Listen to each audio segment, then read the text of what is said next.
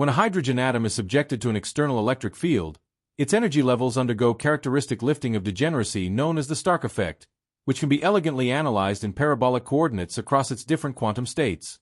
In the ground state, the spherically symmetric electron cloud experiences no linear splitting, but instead exhibits a purely quadratic downward energy shift as the external field polarizes the cloud and induces an asymmetric dipole moment pointing opposite to the field vector. Conversely, the first excited shell splits into a distinct, Stark fan structure comprising three distinct behaviors. The excited linear upper state curves upward as its permanent dipole moment is anti-aligned with the field, forcing the electron density to pool sharply on the positive axis. The excited linear lower state curves symmetrically downward as its native dipole aligns with the field, accumulating electron probability on the negative axis. And the excited unaffected states remain flat, initially before gently curving downward due to a lack of permanent horizontal displacement, experiencing only secondary quadratic polarization.